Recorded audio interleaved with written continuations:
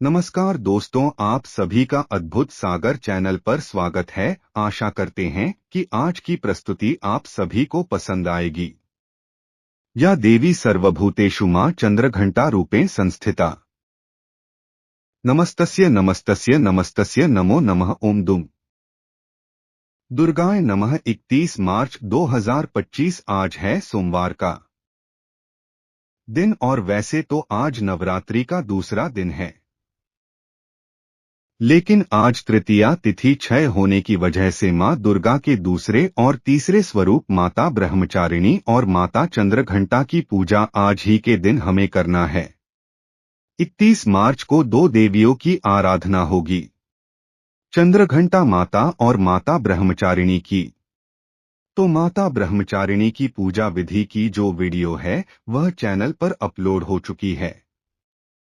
अगर आपने अब तक उसे नहीं देखा है तो जरूर देख लीजिए। इस वीडियो में आप जानेंगे कि माता चंद्रघंटा की पूजा आपको किस प्रकार से करना है, माता का प्रिय भोग क्या है जो आज आप अर्पित करेंगे, प्रिय रंग क्या है जिसे आप धारण करके मां की आराधना करेंगे, बीज मंत्र क्या है जिसका आपको जप करना है और माता का स्वरूप क्या है जिसका आपको ध्यान करके पूजा प्रारंभ करनी है। किस प्रकार से माता चंद्रघंटा की पूजा करें, कौन सी वस्तुएं मां को अर्पित करें जिससे कि मां प्रसन्न हो और मनचाहा वरदान हमें प्राप्त हो। तो आज की वीडियो बहुत महत्वपूर्ण है, पूरा जरूर देख लीजिए। अच्छी लगे वीडियो तो लाइक भी जरूर कीजिए, क्योंकि आपके लाइक्स, आपके कमेंट्स मेरे लिए बहुत महत्वपूर्ण होते हैं। यही एकमात्र जरिया है जिनसे मुझे पता चलता है कि आपको यह वीडियो अच्छी लगती है और आपके लिए यह वीडियो उपयोगी है। तो अगर वीडियो अच्छी लगे तो लाइक तो जरूर ही किया कीजिए। बात करेंगे माता चंद्रघंटा की पूजा विधि के बारे में, लेकिन उससे पहले जानते हैं 31 मार्च के शुभ मुहूर्त के बारे में। तृतीया तिथि का प्रारंभ 31 मार्च को सुबह 9:11 से होगा और तृतीया तिथि का समापन हो रहा है 1 अप्रैल को सुबह 5:42 पर और 1 अप्रैल को सूर्योदय काल में चतुर्थी तिथि रहेगी। इसलिए चतुर्थी तिथि मतलब माता कुष्मांडा की पूजा 1 अप्रैल को हम करेंगे। ठीक है, मतलब 31 मार्च को हम दोनों देवियों की आराधना कर रहे हैं। बात करें पूजा के शुभ मुहूर्त के बारे में तो देखिए, तृतीया तिथि 9:11 पर 31 मार्च को प्रारंभ हो रही है। इससे पहले द्वितीय तिथि है, तो दोनों देवियों की आराधना आप सुबह कर सकते हैं। जब आप सुबह पूजा करेंगे उसी समय दोनों देवियों की संयुक्त रूप से पूजा कर सकते हैं। मान लीजिए आप अलग अलग करना चाहते हैं तो ऐसे में अभिजीत मुहूर्त का समय है दोपहर 12:06 से दोपहर 12:55 तक। आप इस समय में भी माता चंद्रघंटा के विधि विधान से पूजा कर सकते हैं, या फिर सुबह 9:11 के बाद आप चाहे तो माता चंद्रघंटा की पूजा कर सकते हैं। ठीक है, तो पूजा के शुभ मुहूर्त को लेकर इतना संशय नहीं करना है। बस इतना ध्यान रखिए, दोनों देवियों की आराधना आपको कल ही करना है, 31 मार्च को ही। ठीक है, चाहे फिर आप सुबह कर लीजिए फिर शाम को कर लीजिए, जैसी भी आपके पास सुविधा उपलब्ध हो, या फिर एक ही साथ कर लीजिए। और अब जानते हैं माता चंद्रघंटा की संपूर्ण पूजा विधि के बारे में। नवरात्रि में जो प्रतिदिन की पूजा विधि होती है वह लगभग एक ही होती है। चौकी के पास बैठकर हमें मां दुर्गा की आराधना करनी होती है। और हाँ, जिन लोगों ने चौकी नहीं लगाई है, घर के मंदिर में ही पूजा करेंगे। मतलब जहां पर भी आपने मां को स्थान दिया है उसी स्थान पर बैठकर आपको पूजा आराधना करना है। तो सबसे पहले तो प्रातःकाल जल्दी उठना चाहिए। जितनी जल्दी हो सके उठने का प्रयास कीजिए।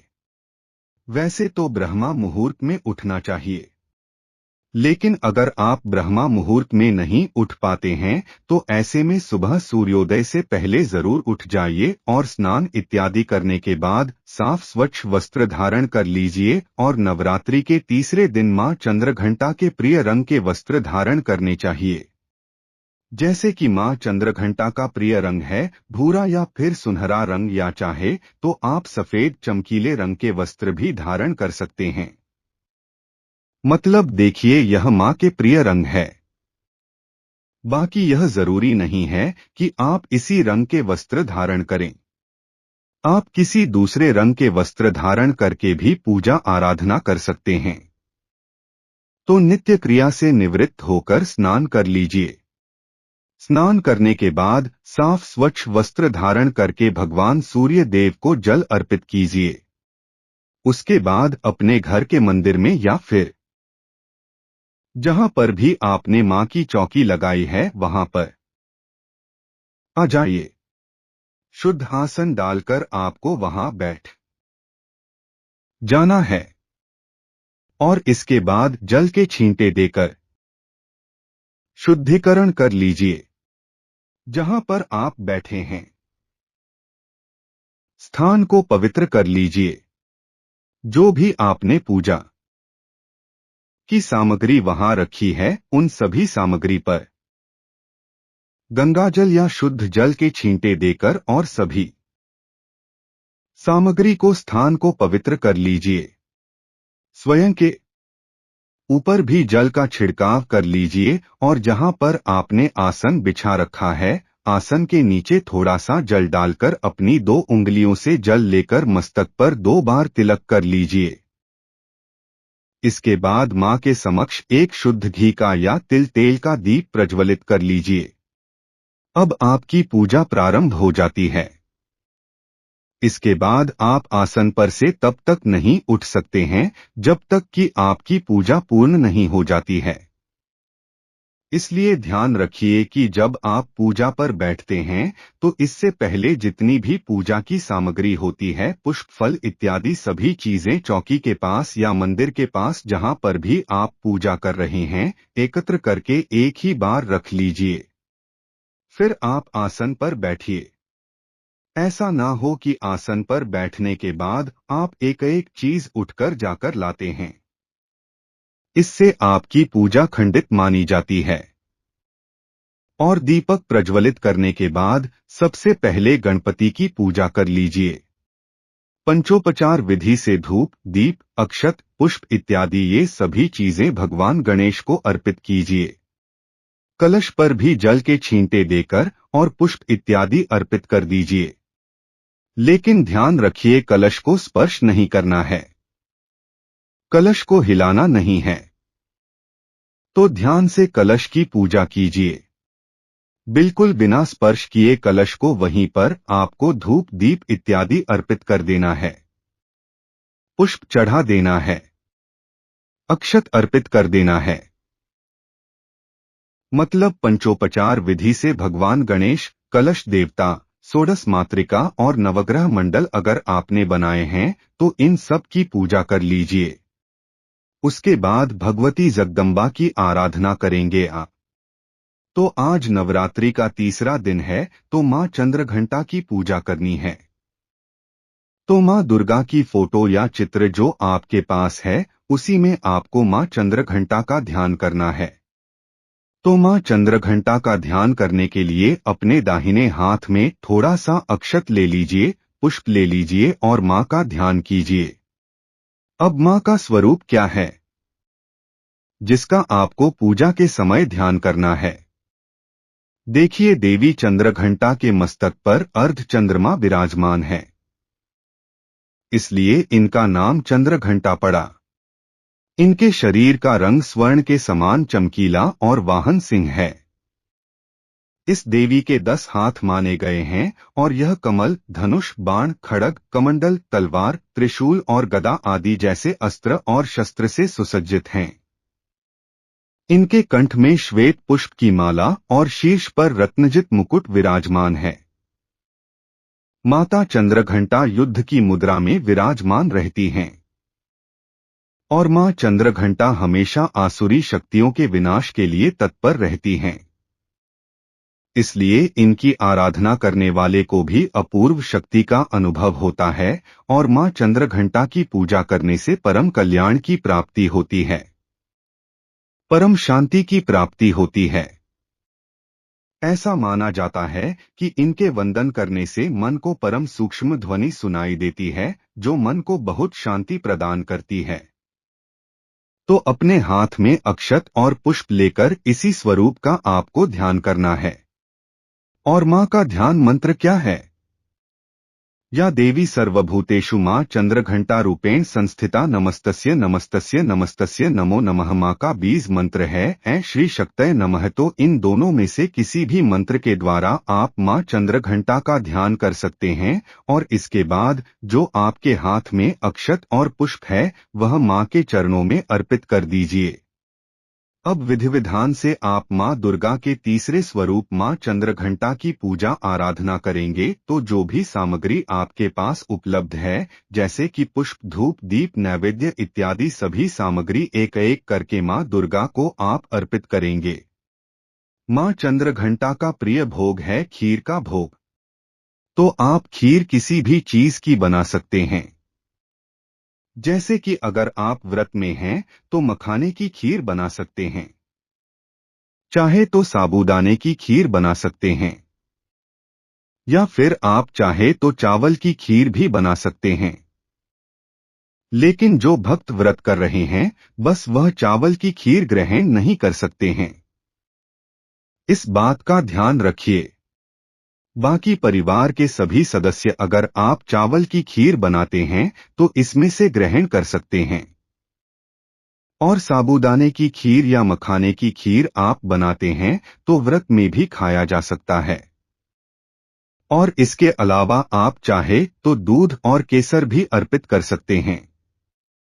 दूध कच्चा ले लीजिए, उसमें आप थोड़ा सा मिश्री डाल दीजिए, थोड़े से केसर के धागे डाल दीजिए और इसे भी आप चाह तो भोग स्वरूप मां को अर्पित कर सकते हैं। और मां को फलों का भोग भी आप चाह तो लगा सकते हैं। और हाँ, भोग अर्पित करने के बाद एक पान के पत्ते पर लौंग, इलायची और सुपारी रखकर अर्पित कीजिए। इसके बाद दक्षिणा स्वरूप कुछ पैसे जरूर अर्पित करना चाहिए। प्रतिदिन जो आप पूजा कर रहे हैं मां की तो इसमें आपको दक्षिणा जरूर अर्पित करना है। आप चाहे तो 12 रुपए भी रख सकते हैं या फिर 11 रुपए, 21 रुपए भी रख सकते हैं। और जैसे कि जब हम नवरात्रि का समापन करते हैं, कन्या पूजन करते हैं तो यह जो पैसे होते हैं कन्याओं को हम दे सकते हैं। और मां चंद्रघंटा को पुष्प कौन सा अर्पित करना चाहिए? देखिए, मां चंद्रघंटा का प्रिय पुष्प है कमल का पुष्प। इसके अलावा पीले गुलाब के पुष्प भी मां को बहुत प्रिय हैं। तो इनमें से जो भी पुष्प आपके पास उपलब्ध हो आप अर्पित कर सकते हैं। ना हो तो जो भी लाल पुष्प आपके पास उपलब्ध हो या पीले पुष्प उपलब्ध हो उनका भी प्रयोग आप कर सकते हैं। और हाँ, आज के दिन मां चंद्रघंटा को अगर चमेली के पुष्प या चमेली के पुष्पों की माला अर्पित की जाती है तो मन की समस्त कामनाएं पूर्ण हो जाती हैं। तो अगर आपके पास उपलब्ध हो तो जरूर आप चमेली के पुष्पों की माला अर्पित की गई पूजा का संपूर्ण फल आपको प्राप्त हो जाएगा। लेकिन अगर आप यह कार्य नहीं करते हैं, मतलब अगर आप जल डाले बिना उठ जाते हैं तो इससे आपकी की गई पूजा का कोई भी फल आपको प्राप्त नहीं होता है। इसलिए यह कार्य आपको प्रतिदिन जरूर करना है।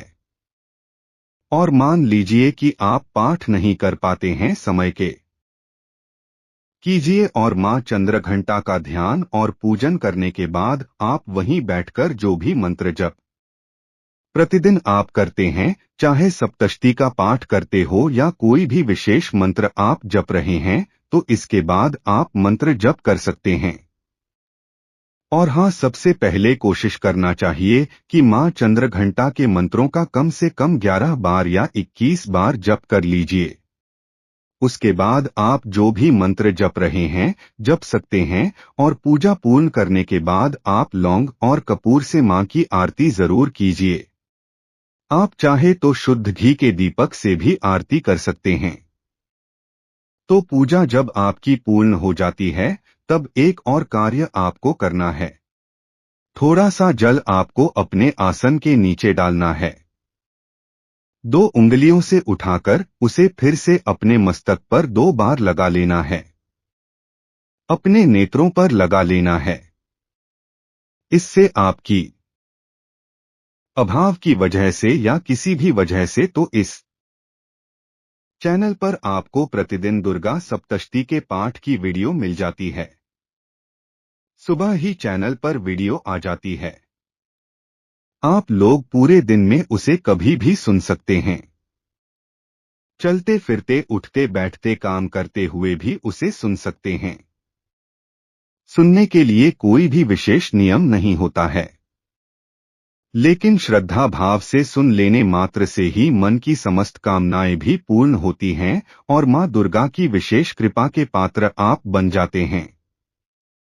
तो मां चंद्रघंटा की पूजा विधि से संबंधित यह वीडियो आशा करती हूं आपके लिए उपयोगी होगी और माता चंद्रघंटा की कथा की वीडियो आपको सुबह मिल जाएगी, तो जरूर उसे भी सुना करिए।